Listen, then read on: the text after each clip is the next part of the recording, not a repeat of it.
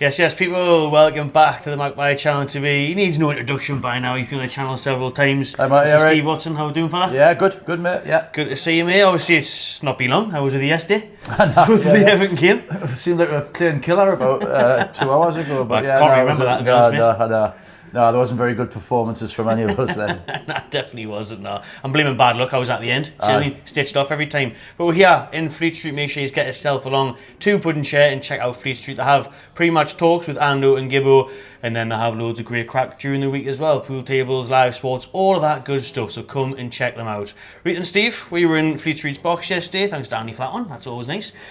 The nice result wasn't there, but obviously it didn't matter in the end because Man United did us a favour. Who would have thought that? Man U doing Newcastle United favours. First time for everything.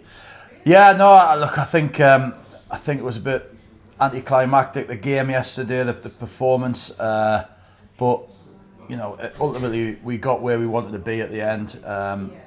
It could have been very different. I thought that Isak didn't look himself. I thought, creatively we weren't great, but as I say, like the work was done before yesterday. You know, we'd got ourselves in that position. I thought we were outstanding against Arsenal. I did say, knowing David Moyes like I know him, he doesn't like take days off. You know, he doesn't have like end of season parties. And bloody shame. I thought there was going to be a Goodison Park party last week. I just kind of knew better though, because I know what he's like, and his attention to detail on everything was going to be spot on. So I knew it'd be really tough to play against yesterday. I thought we'd have had enough, but on the day, obviously we didn't. But it's been such an amazing season. You know, you get what you deserve at the end of it, and you know we got European Champions League football and a trophy, so you can't really complain. So even after the game, you know, you put the result to one side, and just really celebrate what we've done this season. Absolutely, and you know, it is credit to David Moyes. Obviously, the job he's done since going back to Everton has been really impressive.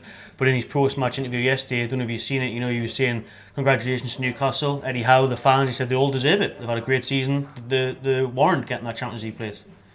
Yeah, no, as I say, he's a top manager. He's a top guy. He's a really good coach, and obviously I wouldn't swap Eddie for the world. But I remember looking back when they were trying to make decisions on managers, and back then I was sort of beating the drum for Moyes because, as I say, I know what he's capable of, and he's done a great job at Everton. And as I say, they're moving into the new stadium next season, so the club I've got a real fondness for. So I wish them best. He's a top manager.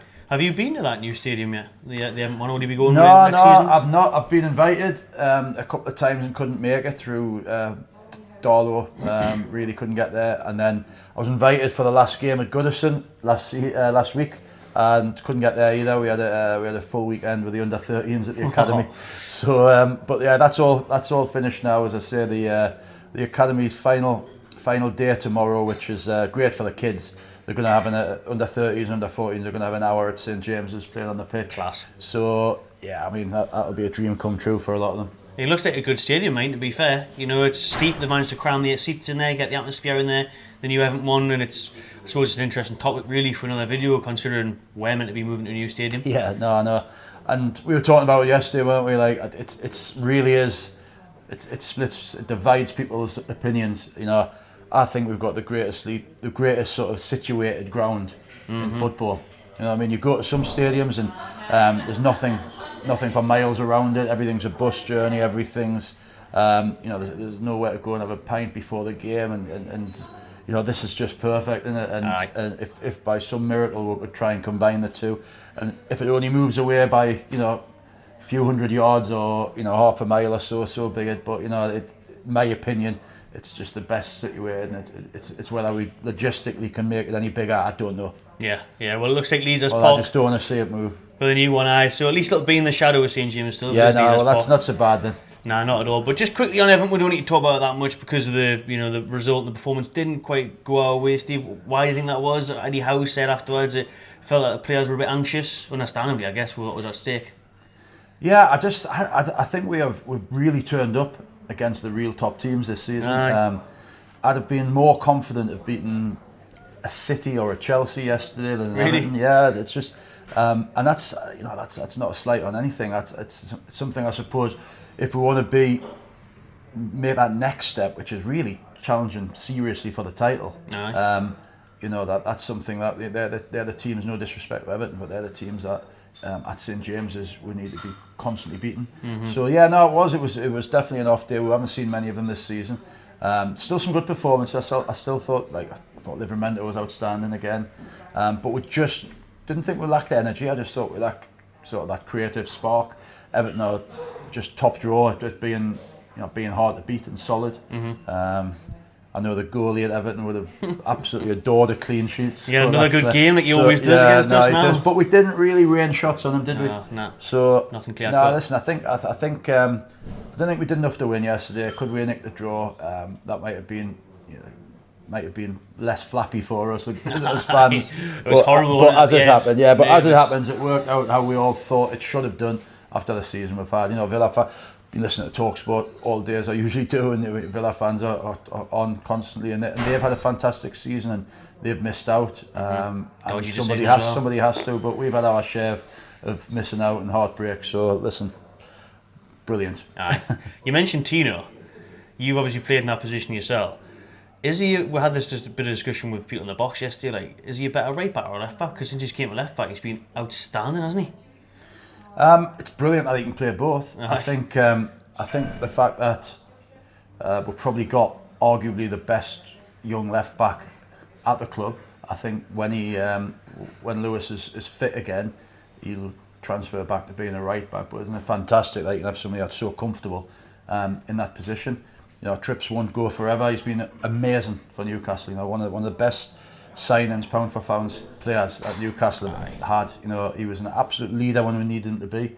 When he first arrived, and he's just been a class act. He was amazing at Wembley. Oh, amazing. You know what I mean? So, but as I say, them two are there to take the club into the next sort of phase, and I think you've probably got two potential. I know there's some really good young players out there. The left back, the young kid at Arsenal is phenomenal. Skelly, but I do think we've got two of the best young fullbacks in the country. Apparently Pep wants him at Man City to replace Kyle Walker. That'd be tough to keep a hold of him until they come knocking. Yeah, I just think we've got such a good atmosphere up here now. I don't think we need to lose players. Nah. Everybody's talking about wanting Isak. I get that. I don't know. I suppose with strikers, they could give an offer which is you can't turn it down. But regarding like Livermore or people like that, City's been fantastic for a long time. Pep must be one of the best managers in the world to work for. Genius. But is there anywhere better to be at the moment? Exactly. On the up, that's what Champions League. And that obviously we're biased, but we're Newcastle lads. But I genuinely think that with who owns the club, where we've got already this season, the strides we've made. I don't know if there's many better places to be. I don't think so either. And yes, we might be speaking with black and white glasses, but literally the proof is in the pudding, isn't it? And that's why it was so important yesterday. I wanted to get that Champions League place, because if a big team comes and they can offer Champions League football, then that could sway it. But now that we've got it, it gives the question even more. Well, why would you leave? Unless it's a Real Madrid or something like that, why would you leave? Because you've got everything here. Yeah, no, I think when the argument that about Liverpool with Trent Alexander-Arnold and how long he's been there, you can see why. You can see that he wants something different. You can see why he wants to go and play for one of the best clubs that's ever been in football, with the greatest history. So you can get that. But for somebody like Tino, who's been here a couple of years and just done nothing but rise, I certainly, if I was him, obviously I'm biased, so I'm trying to give him advice, like, don't think about it, Tino. But no, I think it's the best place for him at the moment. We've got, he'll have a relationship with Eddie, Jason, Steve, Simon, and Graham. So for him, I just think this is exactly the right place for him at this time. Yeah, hopefully, mate. Right then, on to the Champions League recap then, our match of the day and stuff. Your ex-teammate, your good friend Alan Shearer, said it was the greatest season of his lifetime. Do you agree with that? Yeah, I mean, you know what, Wembley alone. Wembley alone that just makes it so. But we've had some great, you know, the two Arsenal games were fantastic. You know, we've been so many highs this season. Even the lows haven't lasted long. You know what I mean? We've bounced back. But as I say, like it has to be. You know, it's the first time we've seen anybody lift a trophy in our lifetime. So it simply has to be, doesn't it? No, I am. You know what? If I'm being ultra picky, it's griping us a little bit. I bet that I look at the final table and see us fifth. I know. You know, and I know really in the grand scheme of things, financially, maybe it doesn't make a massive difference. But you know, third, really would have topped it off. But that's just being picky. Well, no, I felt like this today, Steve, because I had a reminder that on a video at the start of the season on TalkSport, one of the presenters was a Chelsea fan, and I bet him £1,000 that would finish above them. All right, okay. So I've just lost £1,000 there so on the final day. You lost 10 hour pool last night and now £1,000. I'm £1,010 down. Yeah, that's right, yeah. But at least I got a trophy. That's all that matters. Oh dear me. But it was a bit, because 2 weeks ago I wanted to finish in second. You know what I mean? It was kind of there for the taking in a sense. No, I think like the performance against Arsenal, it was almost written. You'd think we'd have had enough on the day with the amount of chances we had, but their keeper had a bit of a schmeichel. You know, remember the night at St James's.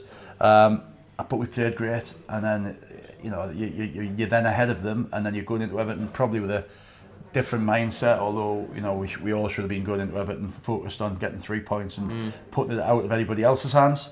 But that's not how it worked out, obviously. But no, listen, spot on. It's been a season of a lifetime. It's been, but you don't get the impression it's a one-off. That's a good thing. Yes. You know what I mean? You get the impression that it's hopefully just a start. Aye, hopefully, mate. I mean, there will be people in the comments as well, and credit yourself, Steve, and all the lads that you played with. You know, the entertainers. A lot of people will still be saying, "Nah, I still enjoyed that season more. I enjoyed the Barcelona nights, or even the early Sir Bobby Robson. You know, the early 2000s with some great nights there. You think of Feyenoord and getting through, and Arnie Griffin, Juventus, and all that. We have had some great seasons early on, but when it's clinching the silverware, I think that's where Shearer's come from in it as well. Yeah, no, the thing is, it's our club, isn't it? It's all the fans that are listening's club, and you're gonna have ups and you're gonna have downs. You're gonna have eras and you're gonna have times where you're not doing so well.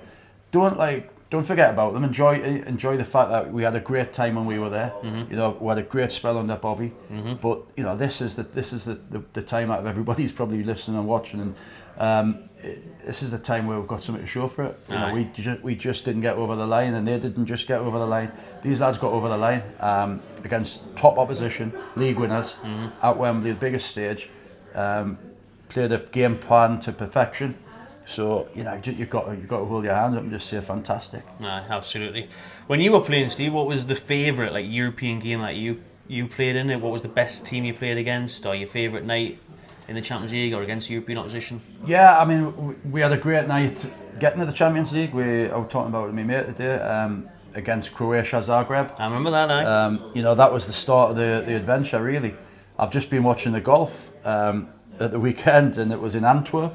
Oh. You know, that was the very first European game that we played. We beat Antwerp 5-0, and it would have been, I think, the equivalent of the UEFA Cup or whatever back then. It's changed names so many times, but no, that remember the first time away, watching driving up in the bus, seeing the beer gardens of Antwerp just full of Geordies. You know, just special memories. Right. Managed to nick a goal as well. Rob Lee scored a hat-trick of headers. So just like really good memories of different spells, but the one that has to stand out is Barcelona at St James's. You know, as an individual player, you know, playing against Rivaldo, as a centre half, playing against Rivaldo, you know, it was just the thing of dreams. Figo was playing, and you know, it was a special night. Tino was, probably one of the nights of his life. It has to be. Although I bet you outside the football pitch he's probably had better nights, but I think on the football pitch that might have been his. All of which you can't remember. All of which I ain't got a clue about now. Rivaldo, any crap with him? Did you understand any Geordie? Were you winding him up or anything? Or? Nah, just focused on not getting turned inside out, basically. Just fully focused. But no, I watched the game back and it was, hey listen, he's world class. I had moments where I think, I could have done better there, but on the whole, thought I'd done really well that night, and I was just looking at it, we were really front foot, you know. I was like, as defenders as well, you know, we were stepping in, and that was just like sort of, it was a different manager to Kevin, but it was kind of the way that Kevin had made his defenders think, you know, just front foot, try and be front foot defending, and as I say, everybody talks about that era and they talk about Kevin, but that was actually Kenny.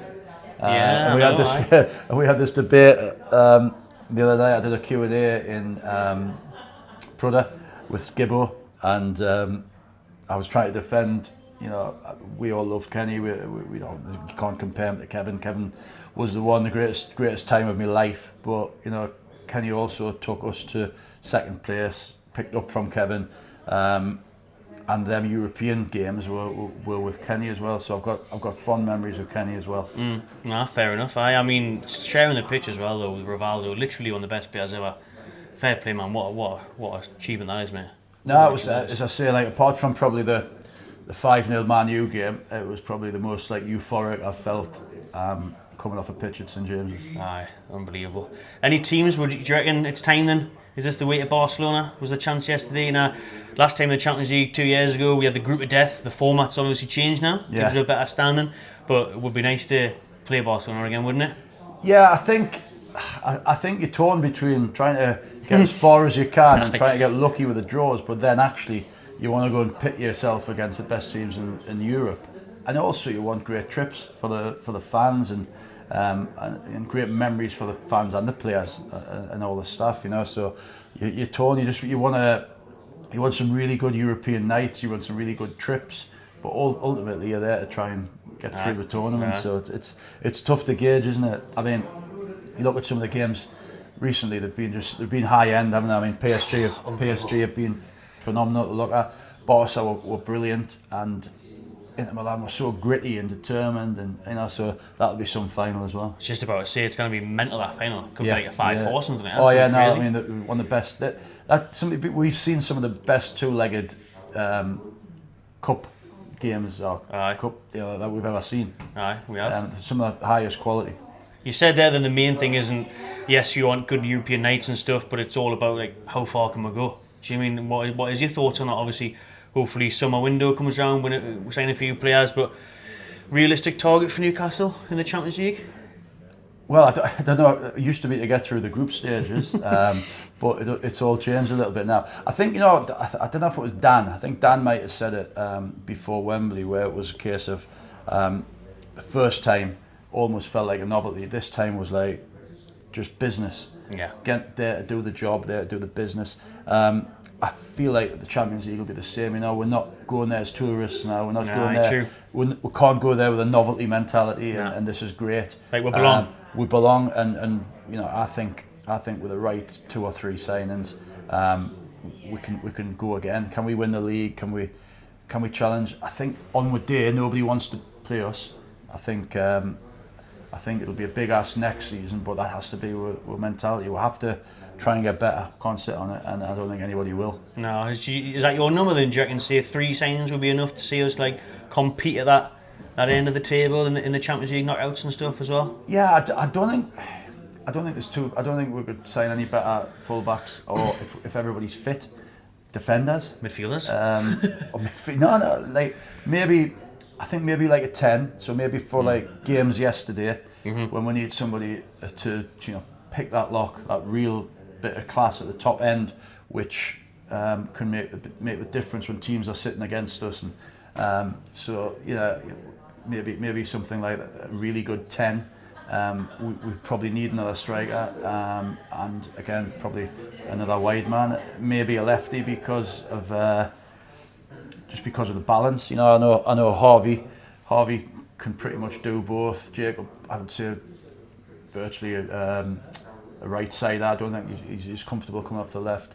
Gordon, he's had a fantastic season, but he's hit a little bit of a wall. Don't know, there's a lot of rumours about him.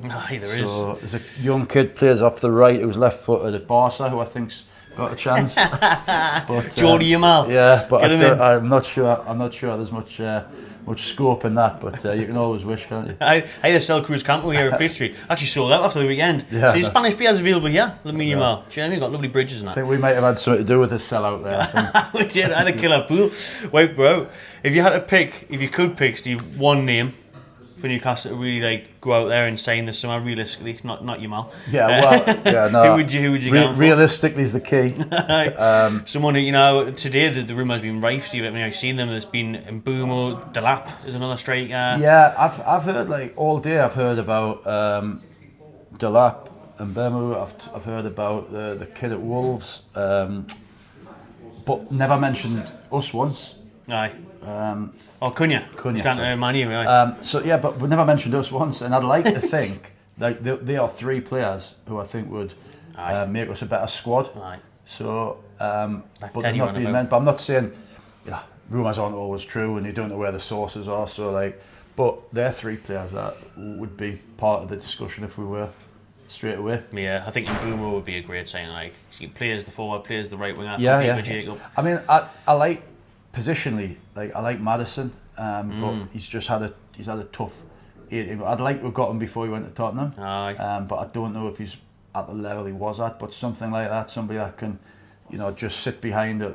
You've got Gibbs White maybe from Bruno, Forest. Yeah, definitely. And as I say, you'd like to think now that we're in the same sort of hopefully getting closer to the same bracket where if you're leaving a club like Forest or Brentford or Wolves, we're in that conversation. So we're not just the teams now that they wouldn't see it as a step forward. We've got to be in that conversation now. I definitely do. I've just been looking at that flag there in front. We've still got flags with the Newcastle United crest on around Fleet Street. Just off topic from the notes, badge changes likely. The club have announced that. Just quickly, your thoughts on that, and how would you feel about it, and what would you see? Have they said why? Have they said why? They said it's too hard to digitalise and Right. include it on loads of different merchandise and stuff. Basically, they want to refresh it and remodernise it. They said they're not going to go drastic. They could even refine it. So maybe they change the shield a little bit, the castle, whatever, a little bit. Right, but okay. it's not going to be a drastic change. But what do you reckon? You've obviously worn You the know badge what? proudly. Like, I'm a big fan. I've never worn it. Obviously, I was too young to wear it, but I'm a big fan of pretty similar to what you Well, I copied off. the old NUFC. They wore it this season on the third kit. That's right. Yeah, the Keegan one. I'd be happy with that on everything. I think that's great. It's just simple. I suppose I'm biased. That's my childhood memories. That's watching Keegan, Beardsley, Waddle. That old silver strip. Oh mate, unreal that silver strip, isn't it? They should have brought that back. So I know. Well, you can see them bobbing about everywhere, but for me, I wouldn't be too upset with that. We should have had the silverware this season, silver away kit. Oh no, get it back. Right, on to the topic again then. Quickly rattle these ones off for us, Steve. Player of the season for Newcastle? All cool on that? Yeah, no, definitely. I've just asked you to do that quickly, and then there's so many candidates. Now you know what I don't think you've had a bad performer this season, have you? No. If I'm gonna be put on the spot, it's probably going to be a lot of people. It's just because of how I've known him for so long. I had him as a young lad. Lee Clark had him at Birmingham as a young lad, and he was unbelievable mentality then, and he was only a kid. And he's just got better and better, and his attitude's phenomenal, and his performances are matching his attitude. So you'll have to give it a big Dan for the season. Being called up with England again as well this week. Fantastic for him. But he's somebody that he deserves everything he gets, all the plaudits that he gets. He's worked really hard for it, and he's dug in. So no, big Dan. Yeah, big Dan bin for me as well. Game of the season? Without the final, I suppose. It's too obvious, isn't it? It's tough for me because I've not been to many. Obviously, I manage Darlow, so I've not been to as many. Obviously, watch as many as I can. Best game outside of that I've been to, you'd probably say the semi. You'd probably say the performance against Arsenal. So good one, because years before that, only 2-0 up, you're thinking, they're getting early goal. Just absolutely dominated the game again. As I say, that's what I said earlier when I said I had it in the back of my mind, so it was niggling me about Everton because I know how good we can be against Arsenal, as it turns out, Liverpool. But there's something niggling that if we need to make that next step, we do need to kill off teams. As I say, no disrespect to other teams, but that we should. We should. You think, like you say, we've done really well against Liverpool, Chelsea, Arsenal.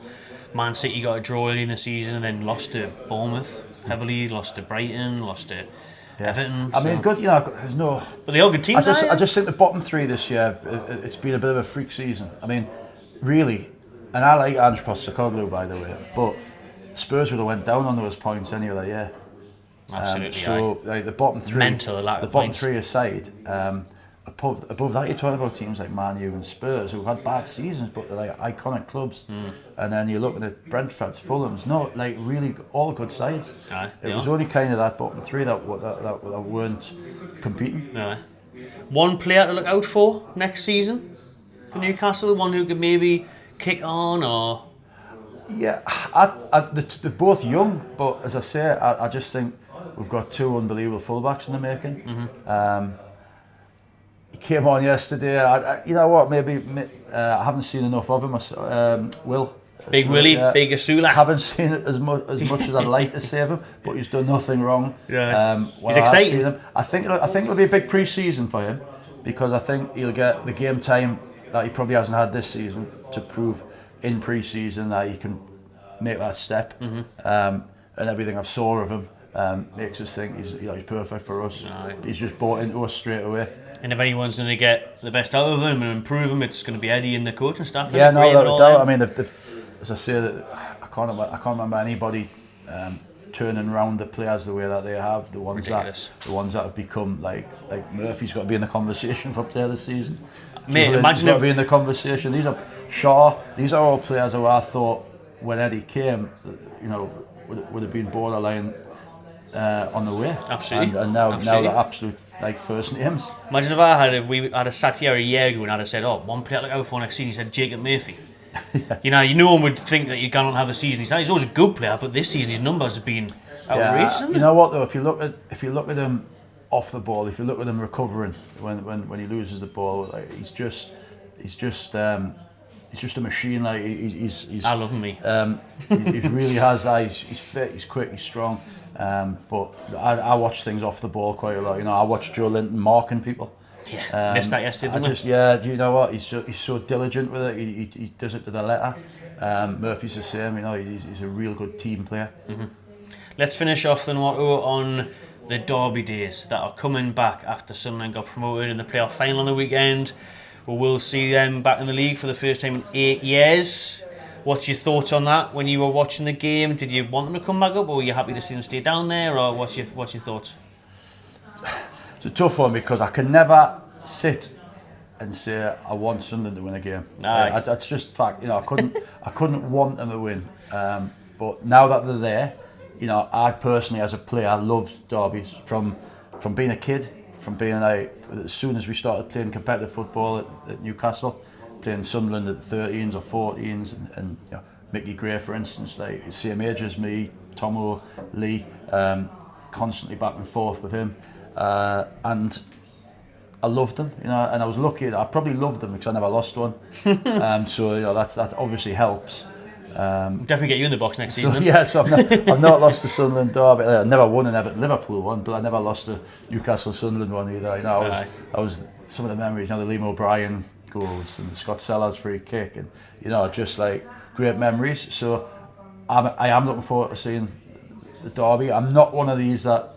And I know plenty that terrifies them. Mad anxiety. People were no matter how well we were doing this season, people were still nervous about playing them in the cup. I know, aye. And as it turned out to be a bit of a mismatch, didn't it? Aye. So, I'm not nervous about them, and I really enjoy them. And now that they're there, I look forward to the derbies. But you're asking us, did I want to see them go? Of course, I didn't want to see them do anything, but that's where we are. See, I actually wanted them because I just want the derby back, and I'm so confident in beating them when we play them and enjoying it. And I think they'll actually get embarrassed most weeks. To be honest with you, I don't think the squad's good enough for them. My worry is though that when we speak like this, it's going to come out of bait, isn't it? Yeah, so Matters are going to record this. That's what I mean. So I'm not, I'm happy the derbies are back. It's just a great occasion. When you were a player and the fixtures were coming out, that must have been one of the ones you first looked at, was it? Yeah, it was. You do. You as soon as you're a player, you want to know where you want to know when the derbies are. If you've got a derby, so whether it be when I was at Newcastle or when I was at Sheffield, the Steel City derby, or obviously Liverpool, Villa, but Birmingham were now a league when I was at Villa, West Brom, Wolves. So you look at that, and then you also probably one of the first things you look at is where you're going to be Christmas, New Year. Try and plan your Christmas with your family coming over or whatever. So that's about. When you compare those derbies, and Steve, where does it rank? Like, how fierce was the atmosphere, the rivalry between the Joys, the Macklins, the Scousers, Liverpool, Everton, Midlands? It's always going to be my derby, isn't it? So I'm always going to lean towards this derby. But if I take this derby out of the equation, the Merseyside derby was fierce. Aye. It was doing at Anfield. I've had real good moments and bad moments at Anfield. Probably more bad, obviously, but it is a phenomenal place to play. So the nighttime games there, especially obviously the 4-3s, which obviously didn't go in our favour the night where I managed to score against David James, and then I had some games there for Everton. So they were good derbies, although be it I never got on the winning side once. But obviously this is my derby and I'm a Geordie, so I've got to say this. Absolutely, mate. Well said. Well said. Couldn't say anything else in this channel, could you? No, but I mean, as I say that that's you grew up. I grew up with a horrible memory. Like just before I joined Newcastle, of the Gabbiadini Gates night, where we got beat, and that was my first memory before I joined Newcastle. So luckily, once I got there, all the memories were good. Good stuff, and hopefully I've got more good memories against Sunderland next season. We'll look forward. Yeah, Steve, enjoy your summer, mate. Pleasure as always. I'll see you soon. See you, buddy. Bye.